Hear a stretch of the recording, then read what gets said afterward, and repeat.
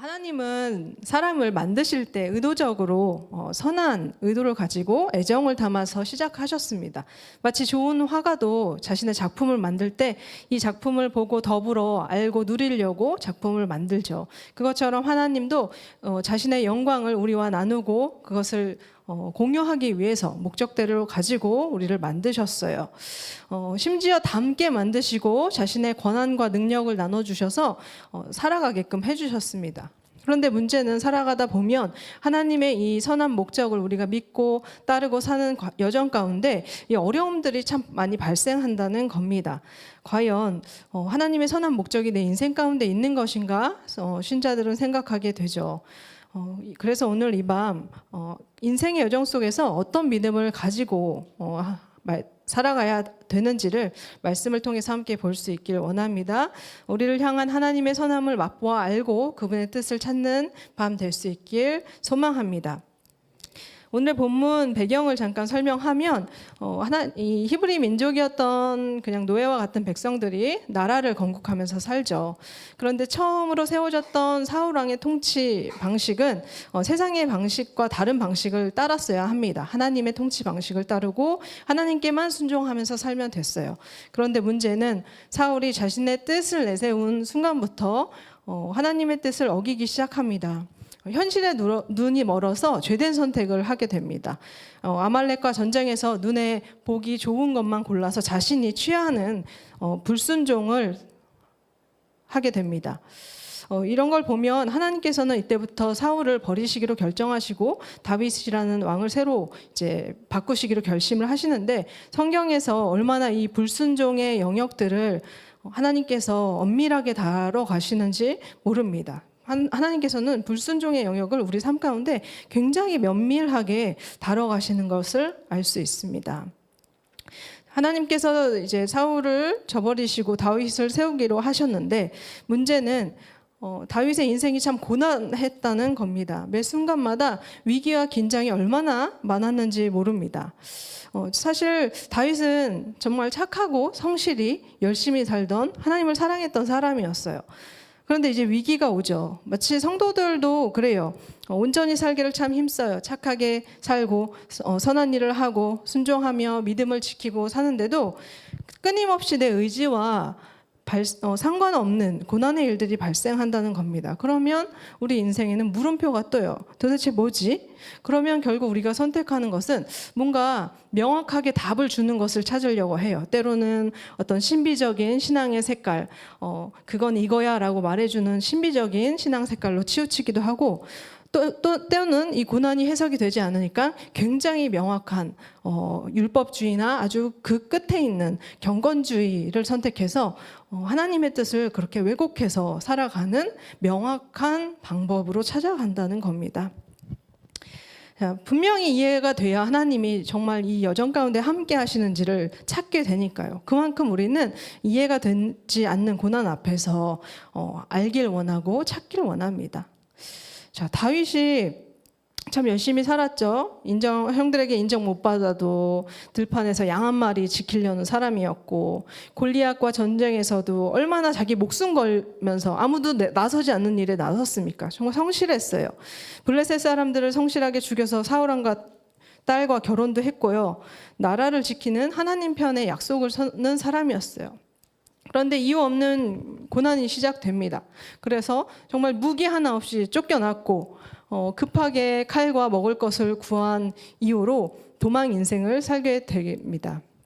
두려움이 압도하는 인생이 된 거죠. 언제 끝날지 모르는 거예요, 이 일이. 자, 그때부터 사무엘상 21장 10절에 보면 다윗이 두려움 가운데 놓여 있는 것을 성경은 기록하고 있어요.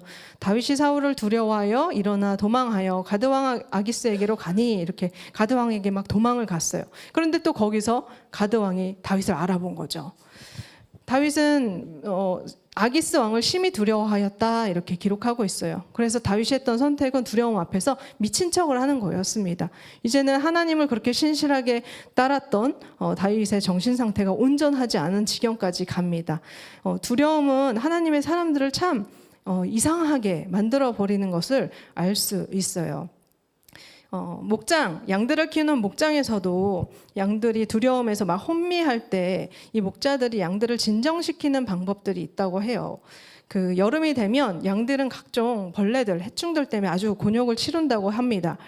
작은 코파리라는 것들이 이 촉촉한 양들의 코에 알을 낳으려고 이 점막을 찾아서 얼굴 주위에서 돌아다니다가 이 코 안 점막에 알을 낳아요. 그러면 그 알이 유충이 되고 부화를 해서 이 콧구멍을 통해서 양의 뇌 머릿속으로 들어가고 그 살 속에 잠복하면서 심한 자극을 뇌에 준다고 해요. 그때부터 양들은 이 염증 때문에 너무 고통스러워서 이 머리들을 사정없이 나무나 바위에 사정없이 부딪히고 땅에 구르기도 하고 심한 경우는 괴로움 때문에 이제 목숨을 잃거나 눈이 멀기도 한다고 해요.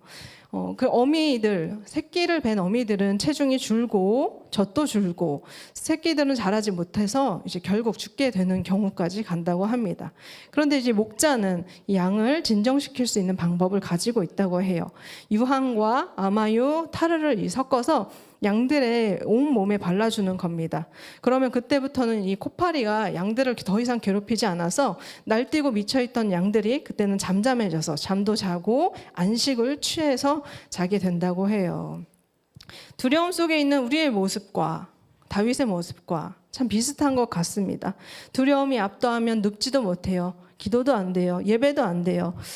살고 싶지 않아지고 소망이 사라집니다. 그런데 하나님의 은혜가 우리 삶 가운데 임하면 그때부터는 완전히 다른 시간이 됩니다. 평안히 눕죠. 평안히 먹어요. 문제는 해결되지 않았지만 하나님의 안정이 우리 삶 가운데 임한다는 겁니다. 두려움 가운데 있을 때 목자의 도움이 정말로 필요한 게 우리의 삶입니다. 하나님이 어떻게 이 다윗의 삶을 풀어가시는지 함께 찾아보겠습니다.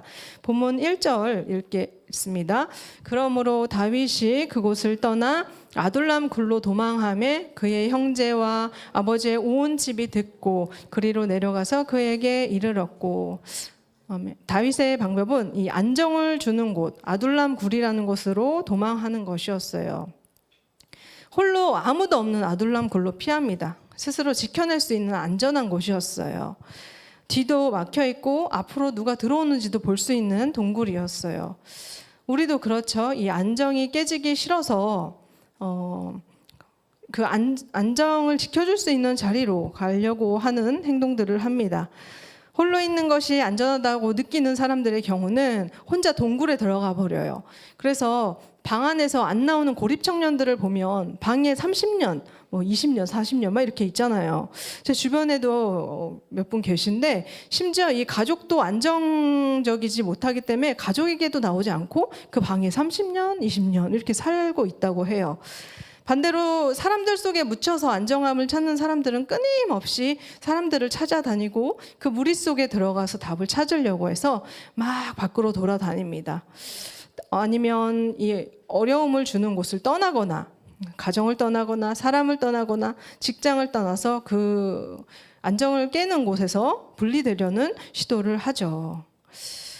그런데 이제 혼자 이렇게 겪을 때는 그나마 버틸만 합니다. 나 혼자 힘들면 되니까. 그런데 이제 가족 단위나 공동체가 단위의 큰 일을 책임져야 될 때도 온다는 거죠. 다윗은 오늘 이 책임감의 무게가 엄청나지는 일이 또 생깁니다.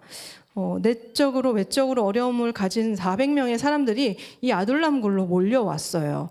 2절 한번 보면 환난 당한 모든 자와 빚진 모든 자와 마음이 모든 원통한 자가 다 그에게로 모였고 그는 그들의 우두머리가 되었는데 그와 함께한 자가 400명 가량이었더라. 자, 자신의 문제도 힘든데 사람들이 몰려온 거죠. 다윗이 미움받자 다윗과 관련 있던 가족들이나 주변의 사람들까지 모두가 피해를 보게 되었어요. 참 나만 힘들면 괜찮은데 다윗과 함께했던 사람들 전부가 다 도망을 나오게 됐습니다. 아마 다윗은 자신들에게 어떤 일들이 일어났는지 그 굴 속에서 다 들었던 것 같아요. 그런데 놀라운 것은 이때부터 다윗이 관점이 좀 바뀌는 것을 볼 수 있습니다. 하나님은 사람을 이렇게 힘들 때 보내주셔서 관점을 바꿔주십니다. 바른 방향을 보게 해주시기도 하고 또 사람들을 보내셔서 하나님을 다시 보게 해주시는 일도 하시는 것 같아요. 두려움이 압도돼 있을 때는 요만큼 보던 걸 그리고 무서워서 동굴 밖으로도 절대 못 나오는 사람이었는데 누군가가 억지로라도 끌고 나오게 하는 것처럼 하나님은 그렇게 하신다는 거죠. 하나님께서도 다윗을 끌고 나오셨던 것 같습니다. 그래서 다윗은 사람들을 만나고 사고 전환을 하게 됩니다. 그 3절 보면 다윗이 거기서 모압 미스베로 가서 모압 왕에게 이르되 하나님이 나를 위하여 어떻게 하실지를 내가 알기까지 라고 하면서 말을 합니다. 그러니까 사람들을 만나고 나서 하나님께 드디어 묻기 시작합니다. 미친 척하고 도망가던 다윗이었잖아요. 그래서 부모를 맡기고 하나님이 알게 하시기까지 기다리기로 하는 사고가 변한 다윗을 볼 수 있어요. 자, 미친 척하고 도망가고 두려워 떨고 있는 이 다윗이 400명을 만나고 나서 다시 하나님께로 조금의 관점이 바뀌었던 것으로 해석이 됩니다. 다윗은 이제 수많은 사람들 보면서 생각했을 거예요. 어떻게 이 상황을 해결할 수 있을까? 이 400명 어떻게 할 수 있을까? 이제 그제서야 생각을 하기 시작해요. 다윗은 깨달았어요. 하나님께 답이 있겠구나. 이 문제는 내가 풀 수 있는 게 아니라 하나님만 해결하실 수 있겠구나. 혼자 도망 나온다고 해서 되는 게 아니구나 생각한 겁니다. 그래서 다윗은 움직여요. 하나님 나를 위하여 어떻게 하실지 제가 알기까지 이렇게 얘기하면서 제 부모님을 부탁드립니다. 이렇게 말을 하죠. 하나님이 공동체를 통해서 다윗의 관점을 다시 바꿔주신 거예요. 다윗은 생명을 지키는 하나님을 항상 경험했었어요. 살려주셨잖아요. 곰으로부터, 사자로부터. 전투 때도 하나님이 살려주셨다 이랬던 기억이 이제서야 다시 떠오른 겁니다. 상황은 변하지 않았어요. 그런데 하나님께서 공동체를 통해서 다윗을 변화시키는 것을 알 수 있습니다. 혹시 여러분 두려움 속에서 혹시 눌려서 살고 있다면 여러분을 찾아온 사람들, 여러분 주변의 사람들을 한번 보십시오. 하나님이 나를 움직이시고 꺼내시고자 하는 또 말씀을 주실 수 있습니다. 우리가 이곳에 공동체로 단순히 모여서 뭔가 현실 도피하고 교회가 피난처가 돼서 마치 상담센터처럼 이렇게 위로만 받고 그렇게 돌아가려고 하시는 게 사실 아닙니다. 하나님께서 정말로 원하시는 것은 고난 가운데에서도 어려운 일들 가운데서도 이해가 되지 않더라도 과연 하나님이 이 교회와 이 가정과 우리의 일터 가운데 어떻게 하시는지를 알기를 묻고 하나님께 관점을 돌리기를 원하신다는 것이죠. 한번 우리 옆 사람에게 얘기해 볼까요? 같이 물어봅시다. 하나님께 같이 물어봅시다. 아멘. 응답을 기다리고 있었죠. 하나님께 물어보고 그때 마침 5절 선지자가 와서 다윗에게 응답을 줍니다. 선지자 가시 다윗에게 이르되 너는 이 요새에 있지 말고 떠나 유다 땅으로 들어가라. 다윗이 떠나 헤레스풀에 이르니라. 응답이 됐어요. 그런데 그 응답이 어떤 것이었냐면 다윗이 가장 두려워하는 현실로 들어가는 것이었어요. 유다 땅이 너무 위험해서 아둘람 굴로 도망을 왔는데 여기 있지 말고 다시 들어가라는 거예요. 그래서 다윗은 하나님의 말씀을 따라 다시 들어갑니다. 그런데 다윗이 믿음이 너무 좋아서 그래 결단합니다 라고 마치 갔으면 우리가 아마 실족할 수도 있을 것 같아요. 우리는 그러지 못하잖아요. 그 두려운 곳으로 다시 가라고요. 발 한 자국 못 돼서 하나님이 우리를 끌고 와서 지금 여기서 하나님을 믿고 있는데 한번 성경을 보면 다윗도 순종은 했지만 참 두려움이 공존했음을 알 수 있습니다.